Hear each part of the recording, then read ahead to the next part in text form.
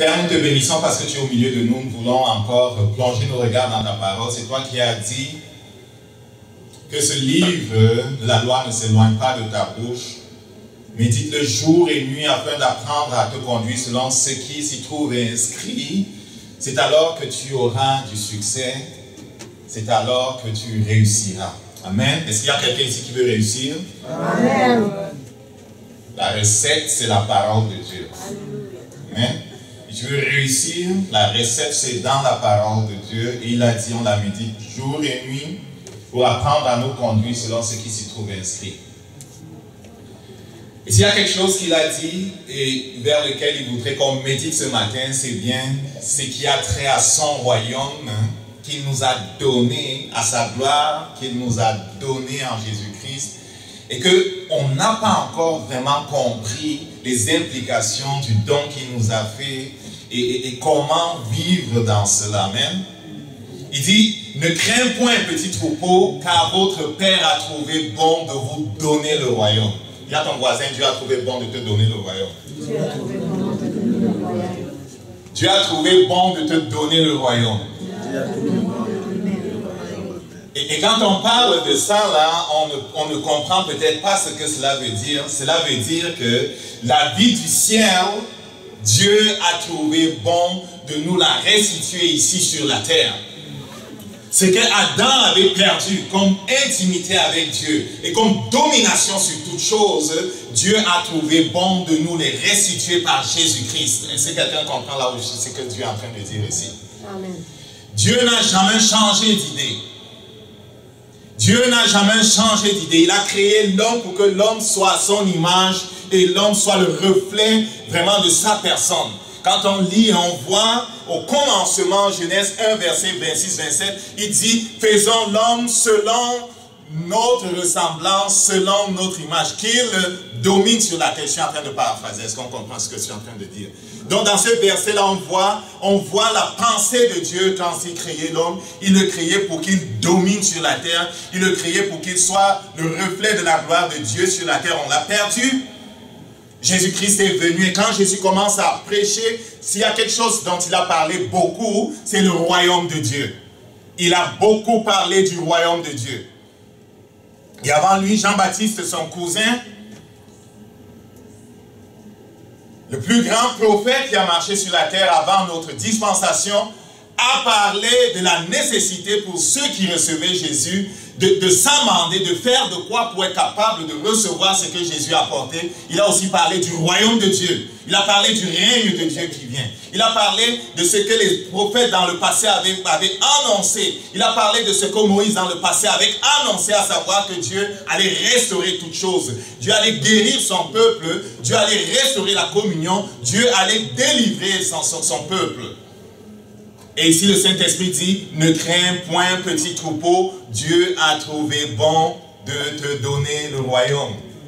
Le royaume c'est le règne de Dieu. Le royaume c'est le règne de Dieu. Je vais afficher d'autres versions, on va voir un peu c'est quoi le royaume. Le Saint-Esprit dit ici dans Luc au chapitre 9, Jésus ayant assemblé les 12 leur donna force et pouvoir sur tous les démons, avec la puissance de guérir les malades. Écoute là, avant que Jésus n'arrive, cela ne se faisait pas. Dans l'Ancien Testament, il y a toutes sortes de miracles que l'on retrouve qui sont aussi dans le Nouveau Testament. Mais pour ce qui est de chasser les démons, là, cela n'existait pas. Pour ce qui est de l'exercice de l'autorité, de la domination de cette façon-là, cela n'a pas été vu dans l'Ancien Testament. Il n'était pas capable.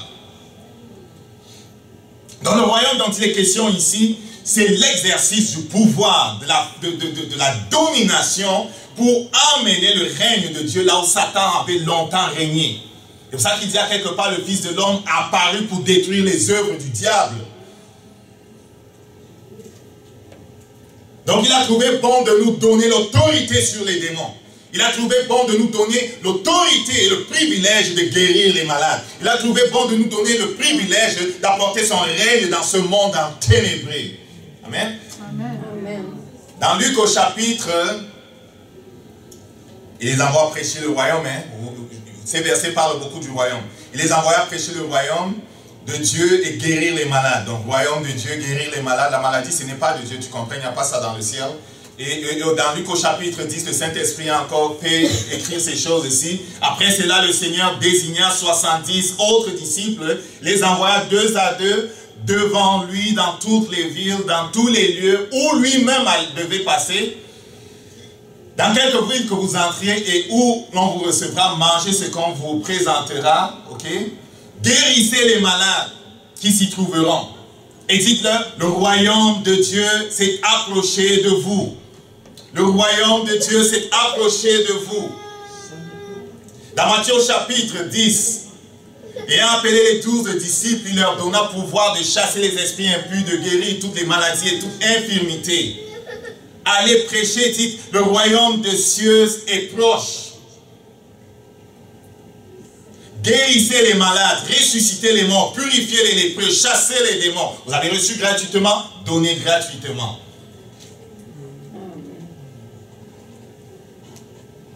Et il dit même, ne prenez ni or, ni argent, ni monnaie dans vos ceintures. Le royaume de Dieu, c'est un royaume qui change les choses. C'est un royaume qui vient même avec la provision. On n'a plus à s'inquiéter de comment on va financer ci, comment on va financer ça. Si c'est Dieu qui est dans l'affaire, cela va se faire. Parce qu'il est celui à qui appartient la terre et tout ce qu'elle contient. Est-ce qu'on comprend c'est quoi le royaume? Le royaume, c'est la paix. Vous savez qu'à quelque part, le Saint-Esprit dit que Dieu est entré dans son repos. Et c'est à ce repos qu'il nous appelle. Quant à savoir quoi, Jésus-Christ ayant détruit les œuvres du diable, Satan n'est plus supposé de nous nuire. Il peut nous nuire pendant quelque temps, mais si on reste soumis à Dieu et qu'on lui résiste, il n'a pas le choix, il doit partir. Dans nos vies, dans nos familles, il n'a pas le choix, il doit partir. C'était ça le message de Jésus.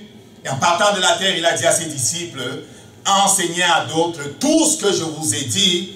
Satan n'est pas supposé de vous nuire. C'est lui qui doit fuir devant vous.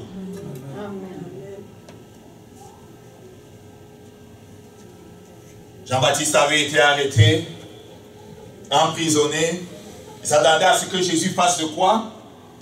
Jésus n'est pas intervenu. Du fond de sa cellule, dans son désespoir,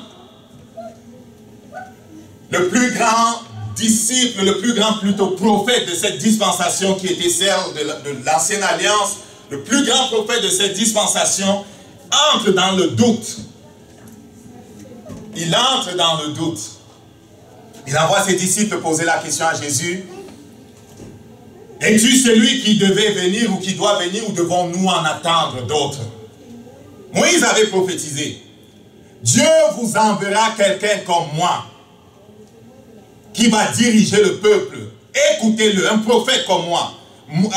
David avait prophétisé. Et Ésaïe avait prophétisé. Tous avaient prophétisé. Et le Saint-Esprit qui a enseigné Jean-Baptiste lui avait bien dit comment reconnaître le Messie qui avait été annoncé. Et il avait proclamé que c'est le Messie. Certains de ses disciples comme Jean et je ne sais plus, c'était Jean et qui, Jean et peut-être Pierre, l'avaient quitté pour, pas Pierre, Jean et je ne sais plus qui là, André, l'avaient quitté pour aller suivre Jésus-Christ. C'était les disciples de Jean. Ils connaissaient le Messie, connaissaient les textes de l'Ancien Testament relatifs au Messie. Dans le fond de sa prison, comme cela peut nous arriver à tous, il a été bombardé par Satan qui est vraiment très fort pour ce qui est de fatiguer les gens. Et il est entré dans le doute. Il se pose la question, es-tu celui qui devait venir ou devons-nous en attendre d'autres? La voix de Dieu qui avait parlé, qui avait dit, c'est lui sur qui tu verras descendre sous la forme d'une colombe, le Saint-Esprit, c'est lui qui baptise du feu et du Saint-Esprit, c'est lui le Messie. Il avait oublié. Et Jésus-Christ, cela ne paraît pas dans les textes que l'on lit. Jésus-Christ, pendant quelque temps, fait ce que le royaume de Dieu est supposé de faire. Ce qui est prophétisé surtout dans Ésaïe au chapitre 35.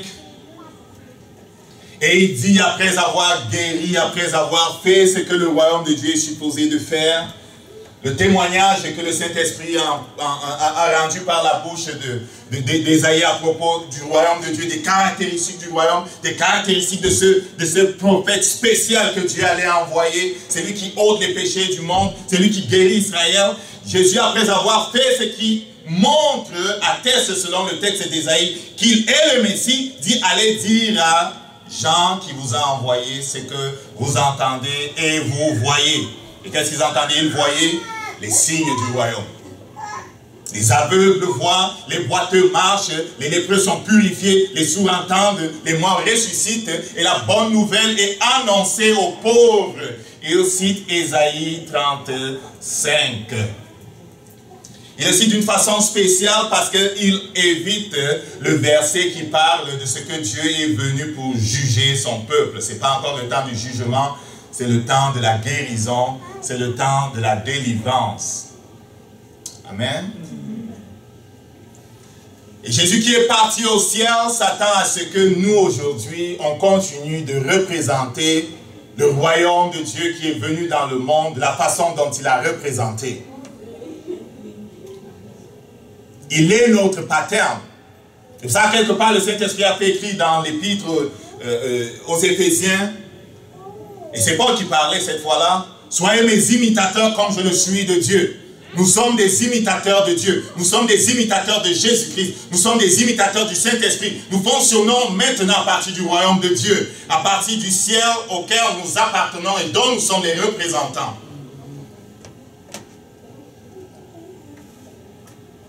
À propos du ministère de Jésus-Christ, c'est le seul qui, dans le Nouveau Testament, et même dans l'Ancien Testament, on n'a jamais vu ça, était à la fois roi, pas même était, et à la fois roi, prophète, prêtre. Hein? Il est sacrificateur et il est roi. Seule une seule personne l'a fait dans l'Ancien Testament. Melchisédek, le roi de Salem, qui était aussi sacrificateur du Dieu très haut. Et à qui Abraham, qui revenait de la guerre contre la coalition des rois qui avaient enlevé sa famille, l'autre compris, a payé une dîme. L'image est forte. C'est lui qui a condensé le ministère de prophète, de sacrificateur et de roi. Sacrificateur et roi, parce que prophète et roi, David l'a fait. David était prophète, il était roi. Sacrificateur et roi, c'était interdit dans l'Ancien Testament à un roi de s'hasarder dans le temple là pour faire les offrandes. C'était interdit.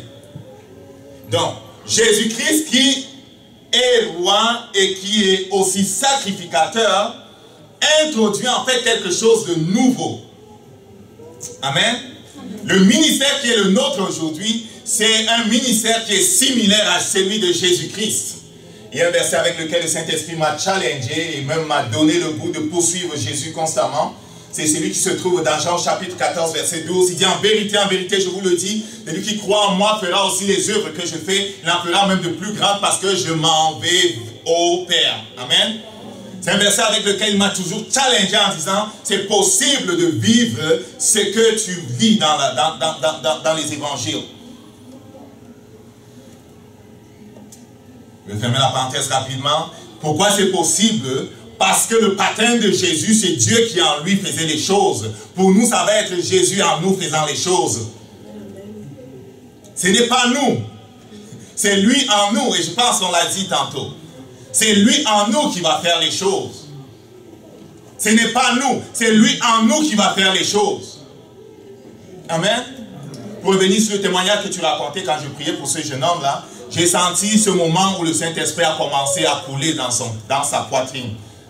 J'avais mis ma main sur sa poitrine, j'ai ressenti partir de ma main quelque chose. Ce n'est pas moi qui le fais. Ce n'est pas moi qui le fais. Il y avait comme un robinet qui partait de ma main à ce moment-là. Ce n'est pas moi qui le fais. Et je sentais son cœur qui shakeait en dedans. Ce n'est pas moi qui vais le faire. Je suis un simple homme. En dehors de Dieu. En dehors du Saint-Esprit. Mais il a dit, celui qui croit en moi, des fleuves d'eau vive couleront de son sein. Amen. Et pendant la louange, on a vu les fleuves d'eau vive couler de notre sein. Quand ils louent ici, vous pensez qu'ils ont pensé tout ce qu'ils font là? Non! Pendant que tu te mets et que tu entres dans le flot du Saint-Esprit, il va te diriger, il va te faire faire des choses que tu n'avais pas prévues. Ce n'est pas prévu, mon ami. L'intelligence de l'homme ne peut pas prévoir ce qui va se passer pendant la louange. C'est impossible. C'est le Saint-Esprit qui prend le contrôle et ceux qui se laissent contrôler par lui font et le suivent dans son flot. Cela est vrai pour la prière, cela est vrai pour la louange, en intelligence ou en esprit.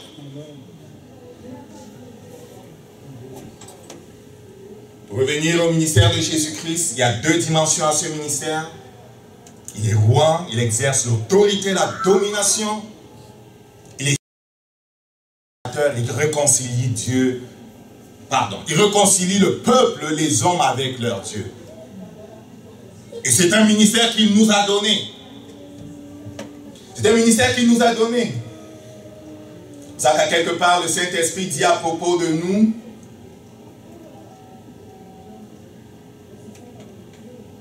dans 2 Corinthiens au chapitre 5,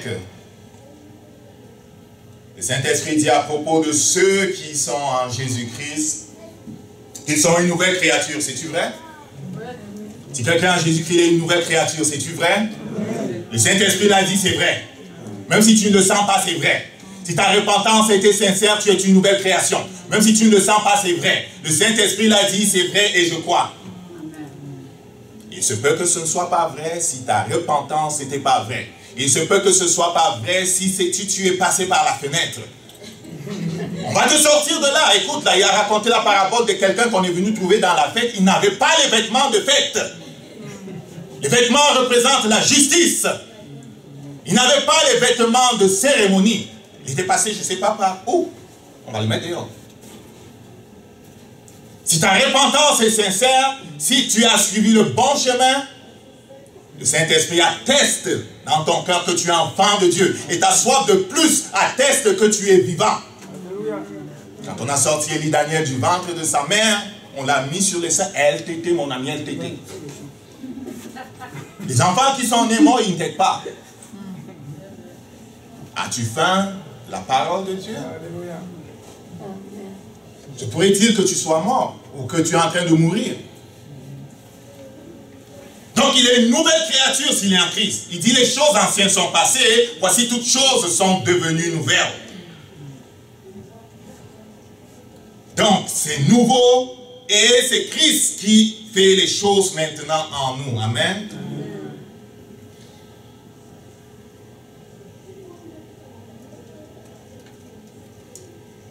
Il est prêtre et roi. Nous sommes prêtres et rois. Et on veut s'intéresser aujourd'hui justement à ce que cela veut dire d'être prêtre et roi. Parce que si c'est le ministère qui nous a confié et qu'on s'attend à ce qu'il dit « Entre dans ma présence, bon et fidèle serviteur », on veut s'assurer que l'on comprend le mandat qui est le nôtre. Quand j'avais changé de poste là dernièrement, j'étais dans le bureau de mon il y a 2 ans, avec les ressources humaines, avec celui que je remplaçais, avec la description du poste qui allait être la mienne. Je checkais au-dedans de moi, je disais, oh, je vais-tu arriver? Et on m'expliquait c'était quoi qui étaient mes nouvelles responsabilités, on m'expliquait les contours du travail, on m'expliquait mon mandat. Il fallait que ce soit clair, pour que je n'aille pas boxer dans le vide, pour que je n'aille pas courir à gauche et à droite, ne sachant pas ce qui est attendu de moi. Est-ce qu'on comprend où je suis en train d'aller là? Et quand le temps est passé, il y avait des moments d'évaluation. Il y a eu toujours des moments d'évaluation en fonction des objectifs qui étaient fixés pour s'assurer que j'avais rempli mon mandat, que j'avais fait ce qui était attendu de moi, que j'avais progressé comme attendu de moi. Beaucoup de chrétiens ne savent pas ce qui est attendu d'eux. Beaucoup de chrétiens pensent que j'ai reçu Jésus dans mon cœur, oh c'est fini, je suis arrivé, j'ai mon ticket pour le ciel. Ils s'en retournent dans le monde pour vivre comme ils veulent.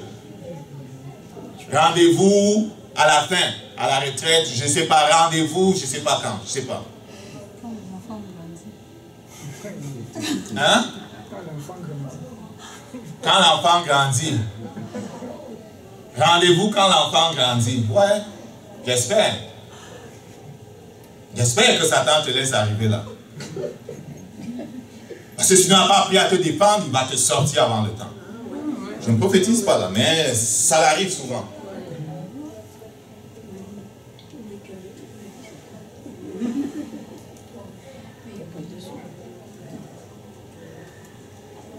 Les prêtres étaient oints. Écoute, la dernière fois on a vu que Jésus-Christ n'est pas venu pour abolir la loi, n'est-ce pas? Il est venu pour l'accomplir. Et on a vu que tout ce qui est dans l'Ancien Testament, ce sont des choses qui contiennent en fait des vérités qui sont cachées, qui sont relatives à notre héritage, que Jésus-Christ nous a donné, à notre héritage qui se trouve en Jésus. Et que la compréhension de cet héritage-là va nous permettre de comprendre en fait qu'est-ce qu'on a reçu de lui et qu'est-ce qui est déjà nôtre. Et cela va nous aider par la révélation et l'aide du Saint-Esprit à posséder ces choses que Dieu nous a données. Ne crains pas, petit troupeau, le Père a trouvé bon de te donner le royaume. Hein? C'est quoi le royaume? On a besoin de comprendre, n'est-ce pas? J'avais besoin de comprendre mon mandat, j'avais besoin de comprendre c'était quoi les attentes de mon entreprise vis-à-vis de la position qui était la mienne. J'avais besoin de comprendre. Et nous, puisque le ministère de Jésus-Christ est notre ministère, puisqu'on le représente, c'est pour ça qu'on les appelait chrétiens, petit Christ, parce qu'on les voyait faire comme Jésus, ils respiraient Jésus. Vraiment, ces gens ont été avec Jésus-Christ. Est-ce que vous comprenez ce que je suis en train de dire? Le Saint-Esprit s'attend à ce qu'on respire Jésus, à ce qu'on fasse comme Jésus. Donc, les prêtres étaient oints, ils offraient des sacrifices pour eux-mêmes et pour le peuple. Et ils communiaient avec Dieu. Ils communiaient avec Dieu pour surtout le grand prêtre, dans le Saint des Saints. Il entrait une fois par année dans le Saint des Saints pour communier de façon spéciale avec Dieu. Nous faisons toutes ces choses comme chrétiens. Nous faisons toutes ces choses comme chrétiens. Parce qu'à plusieurs endroits, il dit qu'on est des prêtres. On est des prêtres. Es-tu prêt?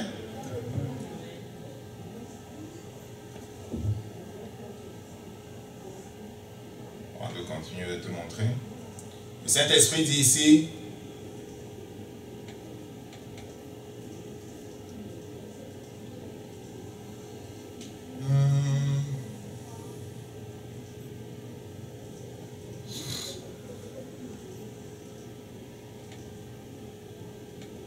le Saint-Esprit dit dans 1 Pierre 2,9, vous au contraire, vous êtes une race élue, un sacerdoce royal, ça veut dire prêtre, prêtre roi. Certaines traductions disent prêtre roi. Okay? Un sacerdoce royal, une nation sainte, un peuple acquis. La King James dit a peculiar people. Tu es spécial. Tu n'es pas n'importe qui. Tu n'es pas n'importe qui, tu es spécial. Tu peux stopper Satan. Tu es spécial. Tu peux amener un homme à rencontrer Dieu. Tu es spécial, tu as reçu le ministère de la réconciliation. Le Saint-Esprit habite à toi, en toi, tu n'es pas n'importe qui.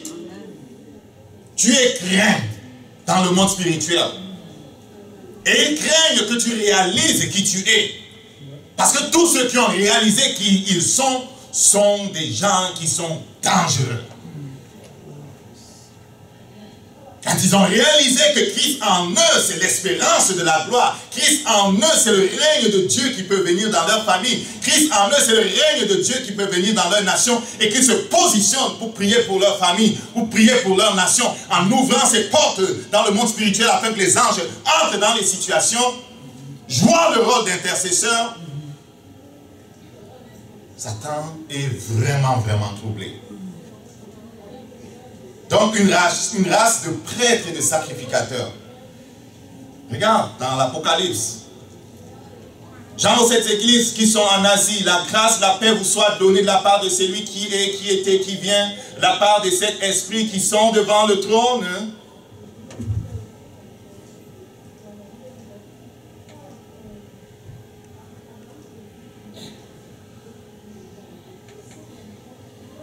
De la part de Jésus-Christ, le témoin fidèle, le premier-né des morts, le prince des rois de la terre, à celui qui nous aime, qui nous a délivrés du péché par son sang, et a fait de nous un royaume. Tu es roi. Des sacrificateurs, roi et sacrificateur pour Dieu.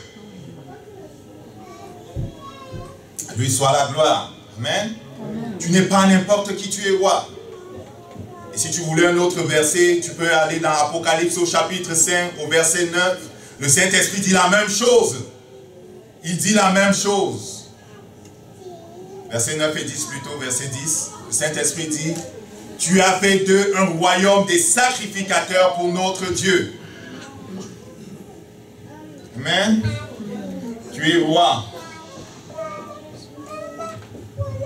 Dieu te destine à régner. Dieu te destine à faire ce que Jésus-Christ a fait. Détruire les œuvres du diable, amener le règne de Dieu sur la terre. Et les rois, justement, ils ont autorité. Dieu est entré dans son repos. Nous sommes entrés dans un repos. Dans une sorte de repos. Amen. J'ai une image d'un roi qui est assis. Cela représente... je ne sais plus si c'est le roi David ou bien c'est le roi Salomon. Et il est assis. Amen. Et le Saint-Esprit m'a un jour dit, écoute, achète-toi une belle chaise, là tu te mets à quelque part dans ta chambre où tu vas souvent t'asseoir. Et comment tu sais, comment j'appelle cette chaise-là? Je l'appelle governing chair. Governing chair. Ah oui, on règne là mon ami. Tu t'assois, tu communies avec ton Dieu et tu commandes. Le royaume de Dieu fonctionne par déclaration. Parce qu'il y a un moment, le Saint-Esprit va te dire, ok, now you can speak. Speak to the mountain, speak to the tree, I don't know. Parle. Amen. Governing chair. Pourquoi? Parce qu'on est entré dans le repos. On exerce l'autorité, on a le pouvoir. Mais on ne sait pas souvent. Le Saint-Esprit m'a dit que le rôle de roi là, on va l'exercer avec excellence dans la mesure où le rôle de prêtre, on l'exerce excellemment. Amen. Le français là, il manque de mots. Anyway.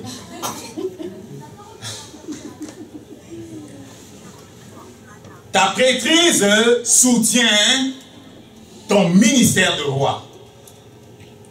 Combien tu es un bon prêtre va influencer ta capacité à régner. Est-ce que tu comprends ce que je suis en train de dire là? Les deux sont liés. Et même l'exercice de l'autorité. Parce que c'est ça, le roi c'est quelqu'un qui règne, c'est quelqu'un qui est supposé de régner dans un domaine. Il nous a donné un domaine, en commençant par nos familles. Satan n'est pas supposé de venir niaiser dans nos familles comme ça là. Bloquer tel enfant, bloquer telle soeur, bloquer telle fille, bloquer ça, tata, celui-là il meurt avant le temps. Ce n'est pas supposé. Fausse couche là, ce n'est pas supposé. Ce n'est pas supposé. Et pour nos pays, ce n'est pas supposé. J'ai souvent dit, je l'ai dit ici l'autre jour, à propos d'un livre que les gens dans notre pays avaient sorti pour les gens de la cinquième secondaire, comment dire, secondaire 2, un livre immonde avec un chapitre immonde là-dedans. J'ai dit que c'est la honte pour l'Église. On ne les a pas vus venir.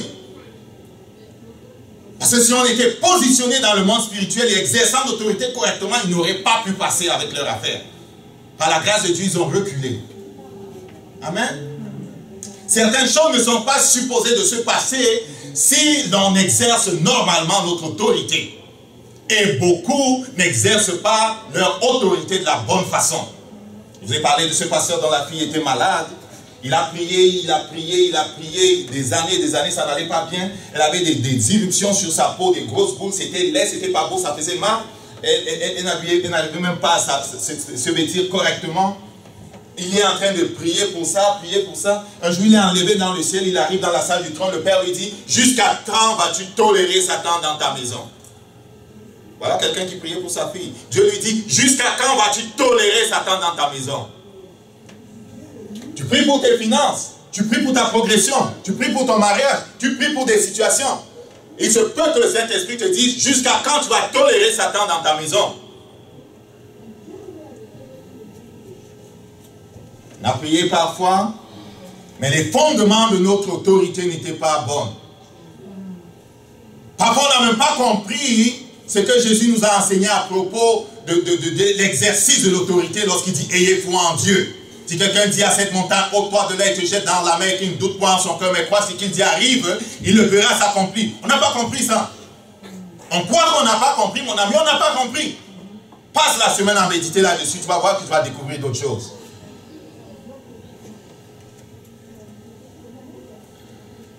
Le Saint-Esprit dit, examine la façon dont tu exerces ton ministère de prêtre. On a besoin de la révélation de Dieu, oui, pour exercer l'autorité. Ça, c'est sûr. Si Dieu ne nous donne pas la révélation des choses, il nous sera difficile de battre Satan. Il nous sera difficile de remporter la victoire dans certaines situations. C'est vrai que Pierre et Jean qui allaient dans le temple et qui ont guéri cet homme qui était paralytique, on dit à la foule, ce n'est pas par notre piété que cet homme a été guéri. N'est-ce pas? Mais c'est le nom de Jésus qui a accompli ce que vous voyez, n'est-ce pas? Ils ont dit ça, n'est-ce pas? Sauf que le Saint-Esprit nous dit dans Actes au chapitre 4 que ces gens-là étaient accoutumés à la communion fraternelle, la fraction du pain et toutes sortes de prières à chaque jour, mon ami. Est-ce que vous comprenez? Est-ce que vous comprenez? Leur ministère de prêtre, ils l'exerçaient correctement.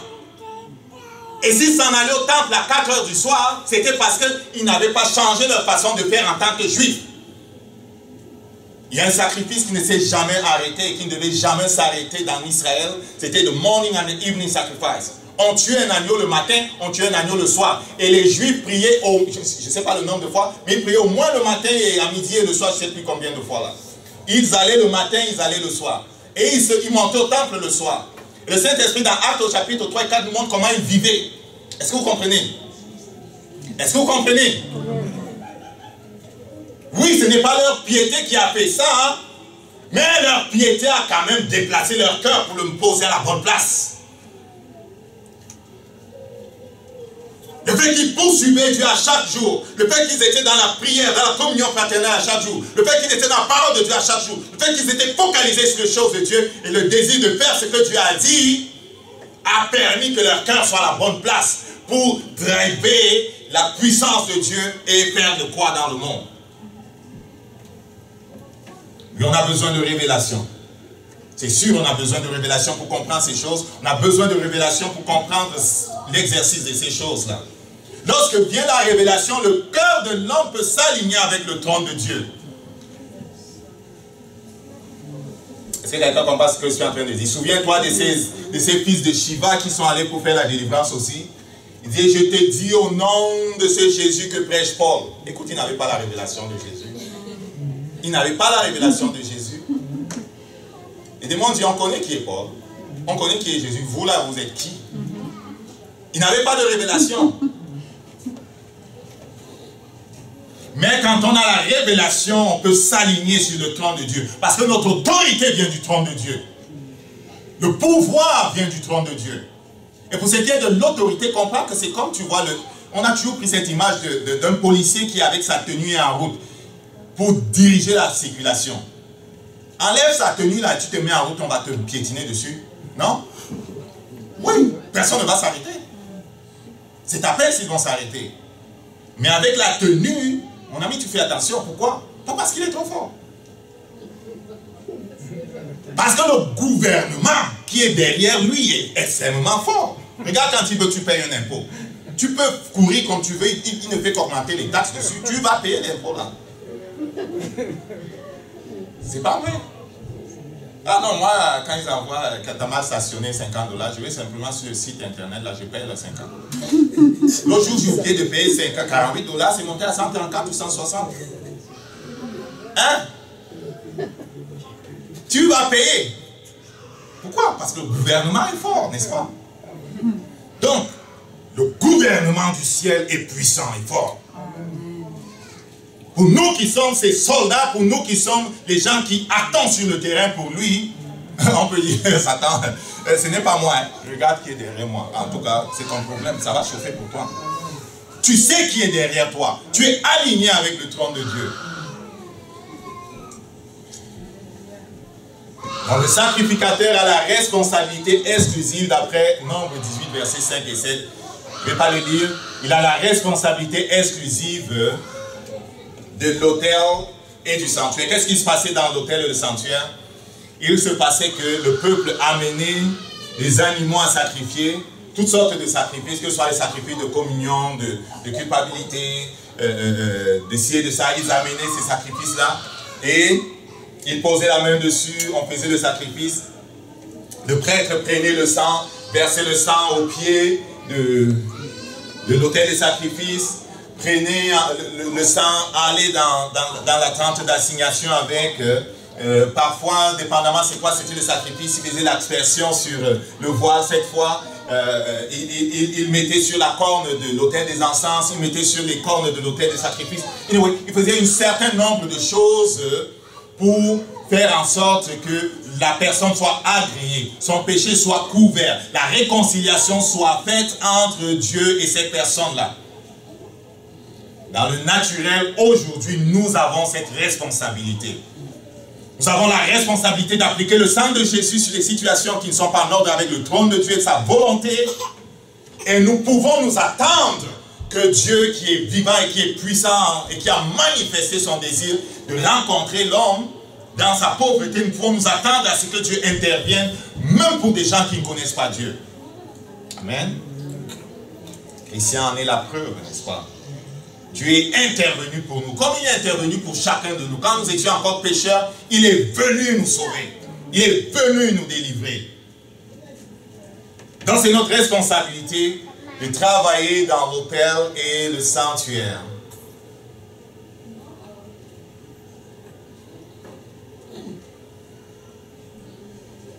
On a la responsabilité, d'après Nombre, chapitre 13, versets 1 à 15, d'identifier toute menace contre la santé de la communauté. Ici, le Saint-Esprit relate qu'est-ce qu'il fallait faire lorsque ou la maison ou quelqu'un pouvait avoir de la lèpre ou quelque chose qui ressemblait à la lèpre. Il devait se présenter au sacrificateur. Le sacrificateur devait examiner et selon les critères que le Père avait comme donné, décider si c'était quelque chose qui était bénin ou malin.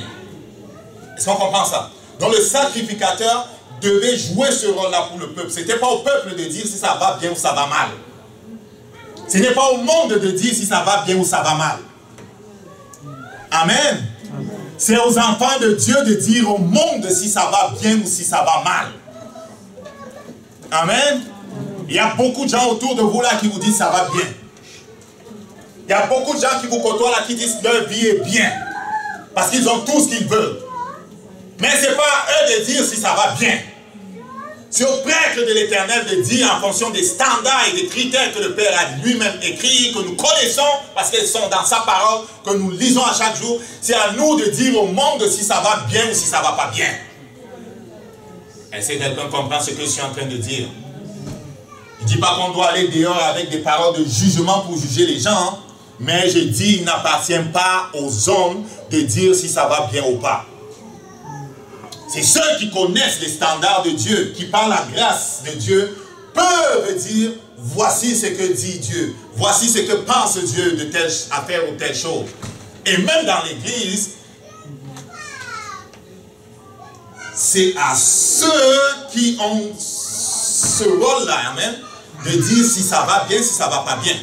Dieu a dit qu'on aille dans telle direction, on est-tu en train de faire la bonne chose? Dieu a dit qu'on fasse ça, est-ce qu'on est-tu en train de faire la bonne chose? C'est à ceux-là de juger, de dire si ça va bien ou si ça ne va pas bien.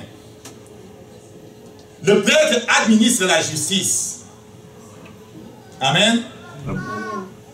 Administrer la justice dans Lévitique 4, verset 16 à 18 et puis verset 25 là, c'est à propos des sacrifices encore. Le prêtre vraiment réconcilier les gens avec Dieu. Amen, on va aller vite ici. On a vu le prêtre réconcilie les gens avec Dieu. Le prêtre entre dans le sanctuaire où il offre des prières, des actions de grâce. Il apporte la prière du peuple, il apporte sa propre prière, des actions de grâce à Dieu. Et on s'est rendu compte que c'est en faisant ce ministère de prêtre de la bonne façon qu'on va être capable de faire notre ministère de roi de la bonne façon. Parce qu'il est soutenu par ça. Amen. Parce qu'en travaillant comme prêtre, regarde ce qui s'est passé avec, comment il s'appelait le serviteur de Moïse là, Josué. Écoute là, Josué ne quittait pas la tente d'assignation. Regarde comment Josué a été transformé. Ça aide de rester dans la présence de Dieu, mon ami. Ça aide de communier avec Dieu. Est-ce que vous voyez la différence qu'il y avait entre Josué et les autres?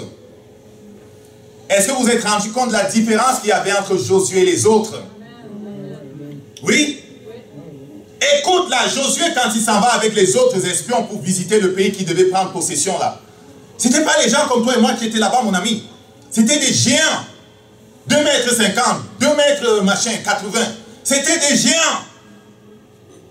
Et bien qu'il fût géant, aussi géant que Goliath, parce que c'est des cousins de Goliath, Josué qui a passé ton temps dans la tente d'assignation et qui connaissait son Dieu, je suppose que peut-être Caleb était son ami, à qui il a raconté les choses, a dit, mon ami, ils sont géants comme s'ils sont géants là, c'est pas grave. Le Dieu que j'ai vu se manifester à Moïse, le Dieu que j'ai vu se révéler dans la tente d'assignation, le Dieu que j'ai vu répondre aux prières, le Dieu que j'ai vu faire ce qu'il va les vaincre. Est-ce que vous comprenez ça? Amen. Notre ministère de prêtre nous rend comme plus conscients du royaume de Dieu. Amen. Plus conscients du royaume de Dieu, mon ami. Le témoignage de quelqu'un à qui on dit que ton frère de l'église a des problèmes, court à la maison chez lui pour prier pour lui. Il était couché dans son lit quand il entre dans la chambre. On ne lui avait pas dit en fait il était mort. Donc il entre avec toute la foi et il commande de la vie. La personne ressuscite. Je me demande si on lui avait dit qu'il est mort, qu'est-ce qui serait passé? Hein? Anyway, le point c'est qu'il est venu sans penser à rien, sans penser que c'est une situation impossible. Le problème c'est que souvent on pense que c'est impossible. Le problème c'est que souvent on pense que tout est fini.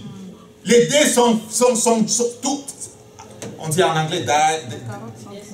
Oui, les dés sont jetés, c'est ça? Dice are cast. C'est fini, il n'y a plus rien à faire. Hein? Comme les disciples de Jésus. Ah, le Père leur ramène quelqu'un. L'Esprit le prend, le renverse à terre. Il bave, il dit oh, aïe, aïe, aïe, aïe, aïe. On n'a jamais vu ça. On n'a jamais vu ça. Ils se sont laissés impressionner par le naturel. Non, Josué ne quittait pas la tente d'assignation. On va voir Nombre 33. Il ne quittait pas. Josué est sage. Il ne quittait pas la tente d'assignation. Et il était impacté donc par la présence de Dieu. Il était impacté donc par la gloire de Dieu. Il était impacté par le monde spirituel. Le Saint-Esprit dit dans Colossiens chapitre 3 verset 1. Puisque vous êtes ressuscités avec Christ. Quelqu'un peut-tu finir le verset? Cherchez donc les choses d'en haut, où Christ est assis à la droite de Dieu. Si on est ressuscité avec Christ et qu'il dit qu'on n'est pas d'en bas, mais qu'on est d'en haut, bien que ce monde nous fatigue, il faut qu'on lutte pour garder notre tête dans les cieux. Je ne suis pas en train de dire qu'on ne doit pas être pratique, mais je suis en train de dire qu'on doit être plus conscient de la grandeur, de la gloire de notre Dieu, que de l'impossibilité des situations auxquelles nous faisons face. C'est une clé. Le Père a dit c'est un problème de cœur. Je vous ai toujours dit c'est un problème de cœur. Proverbe 4, verset 23 dit garde ton cœur plus que toute autre chose, car de lui viennent les sources de la vie.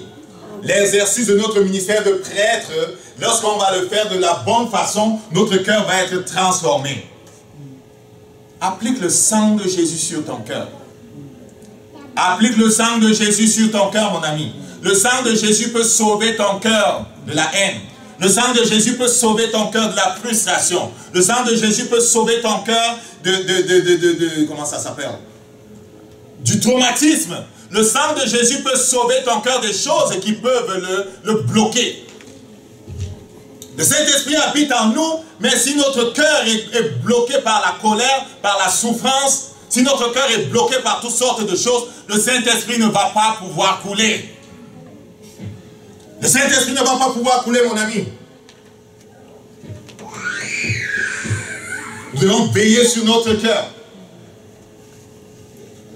Comme a dit notre Seigneur, l'homme bon tire de bonnes choses de son bon trésor, dedans de lui, c'est le cœur.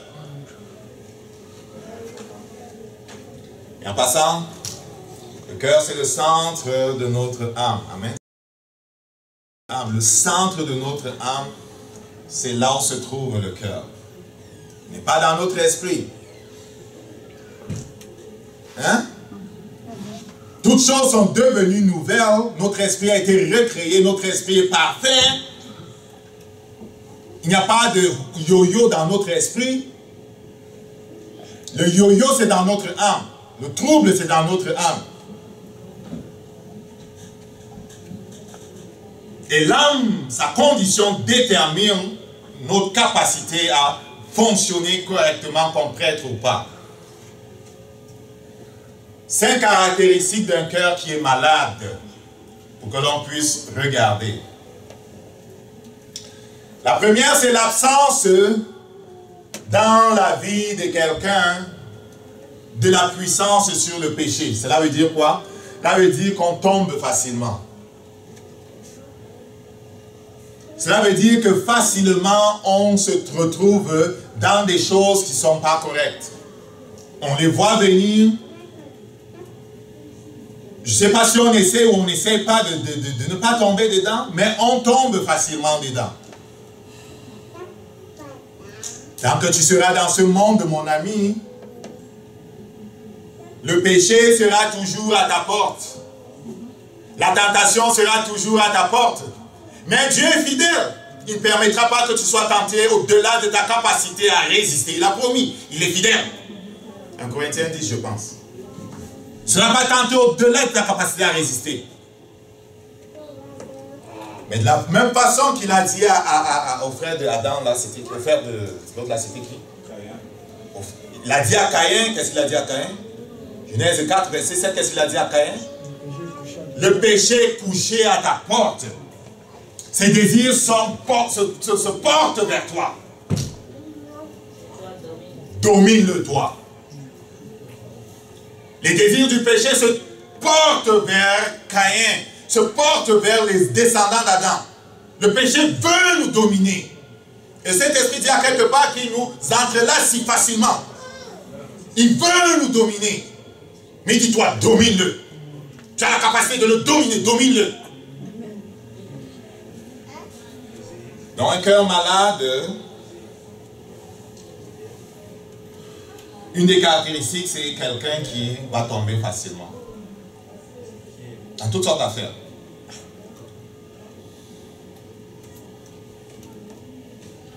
Le moment quand on a le cœur pur et que l'on tombe, on est aussi attristé que David l'était lorsque Nathan est venu lui mettre à la face sa rébellion contre Dieu.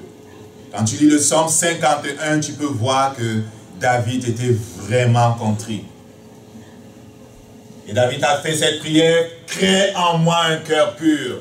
Psaume 51, verset 10. Il a crié à Dieu. Il se peut que tu aies besoin de crier à Dieu.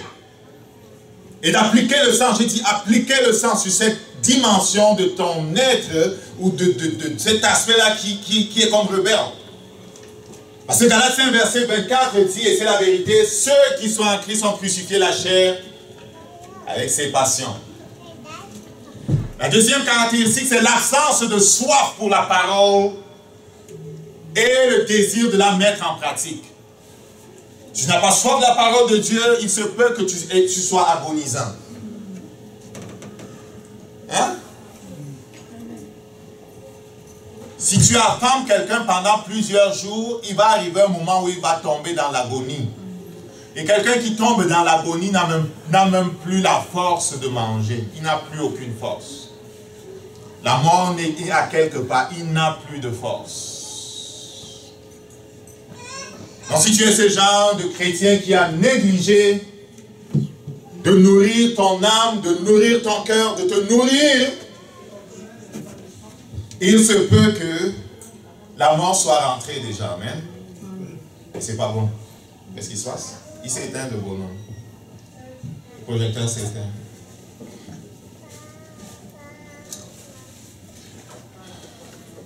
Donc l'absence de soi pour Dieu, pour sa parole et le désir de la mettre en pratique. Jacques 1, verset 22-23 dit qu'on ne se borne pas à écouter la parole seulement, mais qu'on doit être comme pressé de la mettre en pratique.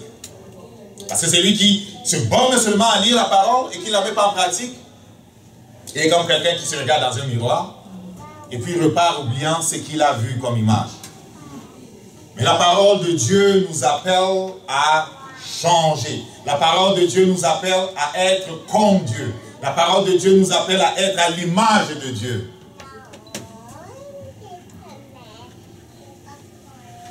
L'autre caractéristique, c'est des attitudes empreintes d'incrédulité et de carnalité. Je ne sais pas si le mot il est bon là. La troisième caractéristique d'un cœur malade, c'est l'incrédulité. L'incrédulité et la propension à aller vers les choses du monde. On défaute sur le monde. Défaute, la position par défaut sur le monde. J'ai souvent dit, quand tu restes still et que tu ne fais pas d'effort, tu tombes de quel côté facilement? Tu tombes de quel côté facilement?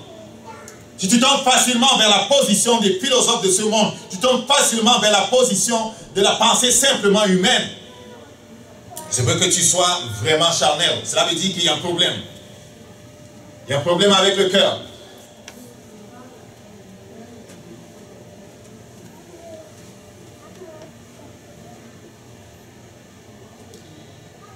La quatrième caractéristique, c'est lorsque le cœur est malade, on a la misère à donner. Lorsque le cœur est malade, la main est fermée. On a la misère à donner. Et lorsqu'à l'église on parle de dîmes et offrandes, on se sent mal à l'aise. Dans 2 Corinthiens 9, versets 6 à 7, le Saint-Esprit dit qu'il aime les gens qui donnent avec joie, n'est-ce pas? Les gens qui donnent avec joie. Ceux qui donnent avec joie sont ceux qui ont compris que la terre et tout ce qu'elle contient sont à Dieu. Ceux qui donnent avec joie sont ceux qui ont compris que, en fait, c'est Dieu qui est le possesseur de tout. C'est-tu vrai? Est-ce que tu sais que Dieu est le possesseur de tout? Amen. Amen.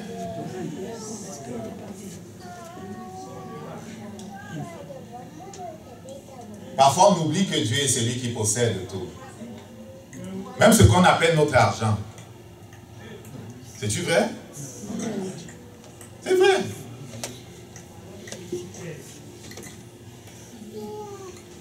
C'est vrai.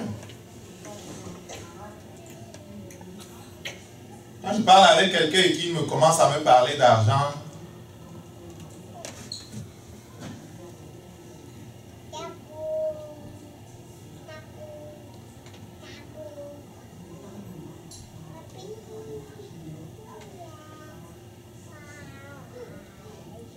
plutôt que de me poser la question dans le naturel, je te dis ce qui se passe dans le naturel. Plutôt que de me poser la question, Seigneur, est-ce qu'il vient de ta part, machin, machin, en fait l'argent là c'est pour toi, comment je fais, qu'est-ce que je fais pour répondre à son besoin. Dans le naturel, je regarde mon budget, mon ami, il n'y a pas de place pour ça, là, oublie ça.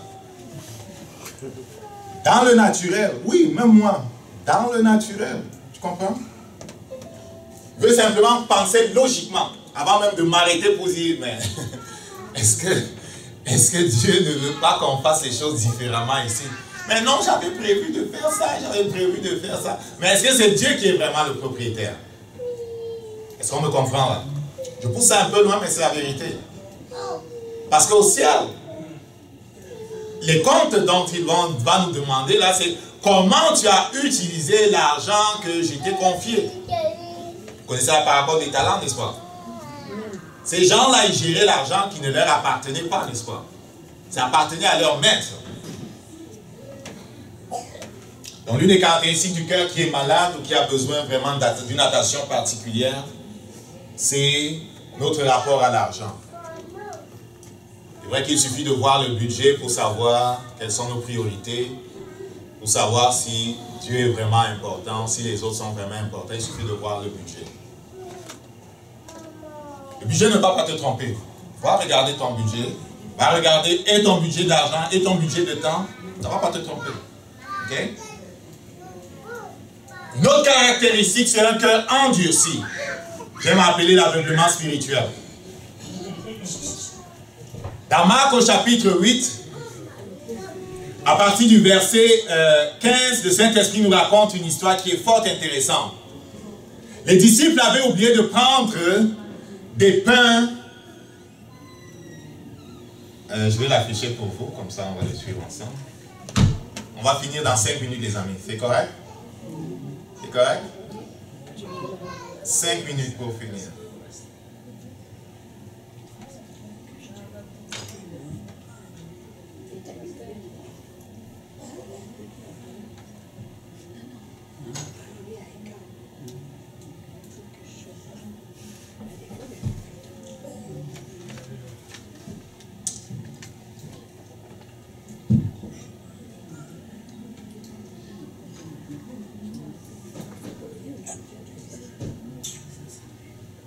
Anyway.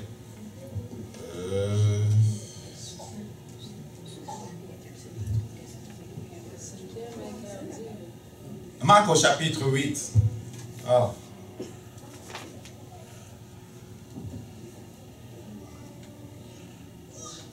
Je zappe mes affaires ici. Marc au chapitre 8. À partir du verset 10. Aussitôt il monta dans la barque avec ses disciples et il se rendit dans la contrée de Dalmanuta. Les pharisiens suivirent, se mirent à discuter avec Jésus pour l'éprouver et lui demandèrent les signes.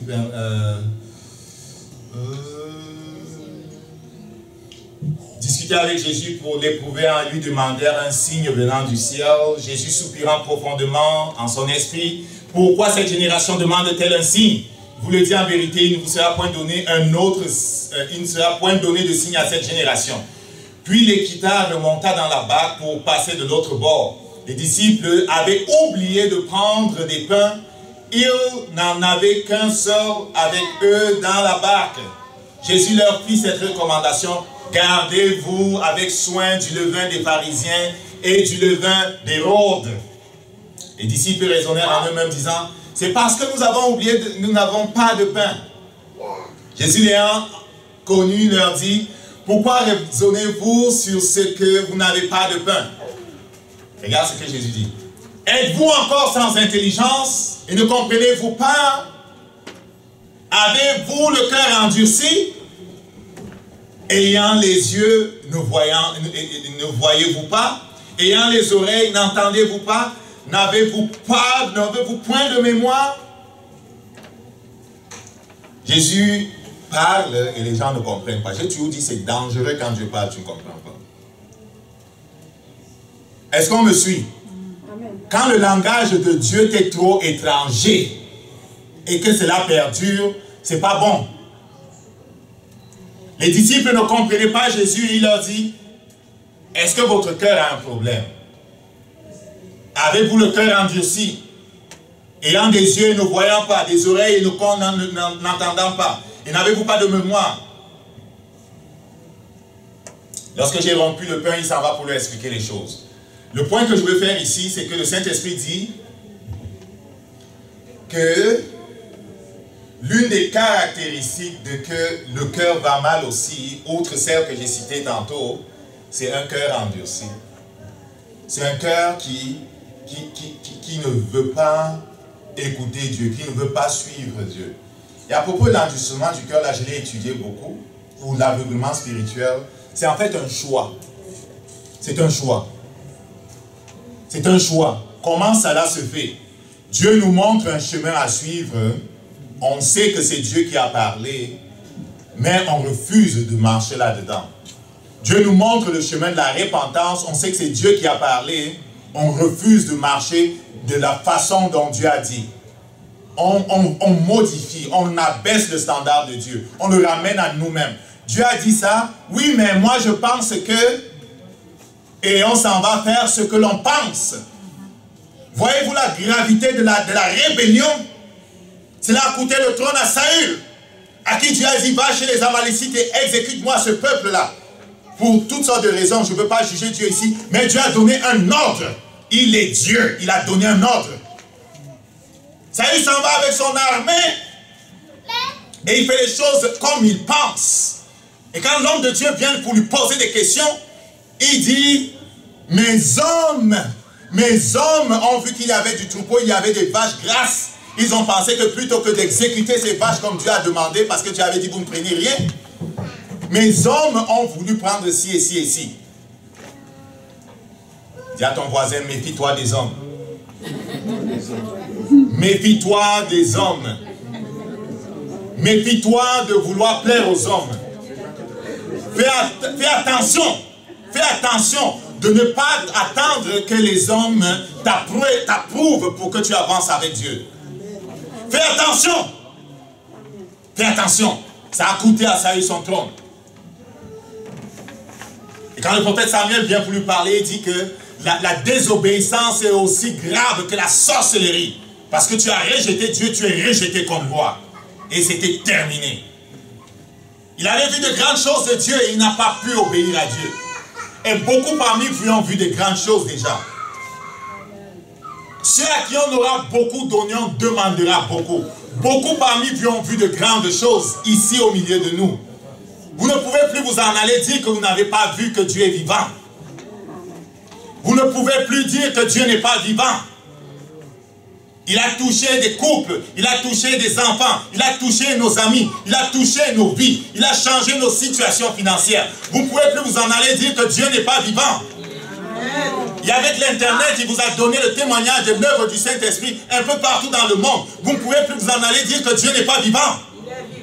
Et quand Dieu vous dit, allez à gauche, d'attendre que votre tante vous approuve, c'est une insulte aux yeux de Dieu. Et quand on a des yeux et qu'on ne voit pas, et quand on a les oreilles et qu'on décide de ne pas entendre, il arrive que notre capacité à entendre diminue. Notre cœur s'endurcit. Et si notre cœur est endurci, comme prêtre, on ne va pas être un bon prêtre. Et si on n'est pas un bon prêtre, oublie chasser les démons. Oublie chasser les démons. Oublie guérir les malades. Tu penses que Jésus marchait dans la désobéissance et le déshonneur de son Père pour faire ce qu'il a fait? Est-ce que tu penses que Jésus marchait dans le déshonneur et la désobéissance pour faire ce qu'il a fait? Nous ambitionnons de faire comme lui. Nous devons honorer Dieu. Il doit être notre priorité. Celui qui a le cœur malade aura de la difficulté à même discerner la présence du Saint-Esprit. Il aura la difficulté à entrer dans le flot du Saint-Esprit. Il aura de la difficulté à entendre la voix de Dieu. Il aura la difficulté à suivre le Saint-Esprit dans ce qu'il demande de faire. Ce sera difficile. Parce que son raisonnement va le rattraper. Son raisonnement va le rattraper. La carnalité va le rattraper continuellement. Alors le Saint-Esprit dit, c'est une loi spirituelle. C'est celui qui excelle comme prêtre, qui excellera comme roi. C'est celui qui excelle dans son ministère de prêtre, qui excellera dans son ministère de roi. Or, il nous appelle à être des prêtres et des rois. Amen. On va se lever debout.